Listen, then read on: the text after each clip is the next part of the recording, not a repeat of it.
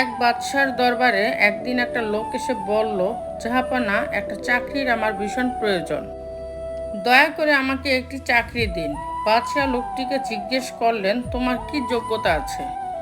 লোকটি বলল, হুজুর, আমি মানুষ, ভাত, অন্য কোনো প্রাণীর মুখ দেখে তার বংশ পরিচয় বলে দিতে পারি। বাদশাহ মনে মনে ভাবলেন, বাহ, চমৎকার তো, দেখা যাক লোকটিকে পরীক্ষা করে।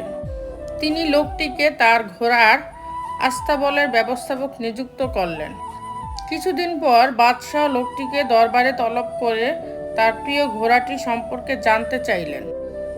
বলো তো, আমার এই ঘোড়াটির জাত কেমন? লোকটি জাহাপনাকে বললেন, জাহাপনা, ঘোড়াটির জাত ভালো না। এই কথা শুনে বাদশাহ খুব রেগে গিয়ে লোকটিকে বললেন, কি বলছো তুমি? আমি জাত দেখে 1000টা মোহর খরচ করে এই ঘোড়াটি কিনে এনেছি এবং পালছি, আর তুমি বলছো ওর জাত ভালো না? লোকটি তবুও তার কথায় অনড় রইল। বাদশাহ তখন সেই ঘোড়াটির বিক্রেতাকে দরবারে ধরে নিয়ে আসার জন্য আদেশ করলেন। ঘোড়া বিক্রেতা দরবারে হাজির হলে বাদশাহকে বললেন, সত্যি কথা বলো, না হলে গর্দান যাবে। তখন ঘোড়া বিক্রেতা বলল, জাহাপনা, আমাকে ক্ষমা করে দিন, আসলে এই ঘোড়াটির মা মারা যায়।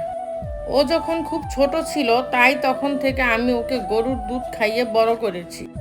বাদশাহ তখন চাকরি দেওয়া লোকটিকে জিজ্ঞেস করলো, তুমি এটা বুঝলে কিভাবে? লোকটি তখন বলল, জাহাপনা, ঘোড়ারা মাথা নিচু করে খাবার নিয়ে মাথা উঁচু করে খায়, আর এই ঘোড়াটি গরুর মতো মাথা নিচু করে খাবার খায়। বাদশাহ খুশি হয়ে কয়েকশো মুরগি উপহার দিলেন। কিছুদিন পর বাদশাহ লোকটিকে দরবারে তলব করে বললেন, আমার রানীর বংশ কেমন সেটা বলতে হবে তোমাকে। লোকটি বলল, জাহাপনা, আমাকে কয়েকদিন সময় দিন। কয়েকদিন পর লোকটি বাদশার দরবারে উপস্থিত হয়ে বলল, জাহাপনা, রানী মাতার বংশের ব্যাপারে কিছু বলার আগে আমাকে কথা দিতে হবে। আমার কথার উপর রাগ করে কোনো সিদ্ধান্ত নেবেন না, আগে যাচাই বাছাই করবেন। বাদশাহ বলল, বেশ, তাই হবে। লোকটি বলল, রানীমা কোনো রাজবংশের মেয়ে না, একটি সাধারণ ঘরের মেয়ে। বাদশাহ এইবার সত্যি সত্যি রেগে গেলেন।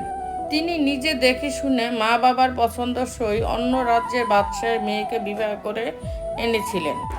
তো বন্ধুরা, ভিডিওটি যদি ভালো লেগে থাকে তাহলে ভিডিওটিতে একটি লাইক করে দিবেন, চ্যানেলটিকে সাবস্ক্রাইব করে পাশে থাকবেন। আর হ্যাঁ, নিজের খেয়াল অবশ্যই রাখবেন, কারণ এই স্বার্থপর পৃথিবীতে আপনার খেয়াল কেউ রাখবে না। দেখা হচ্ছে পরের ভিডিওতে, ততক্ষণ সুস্থ থাকবেন। Take care.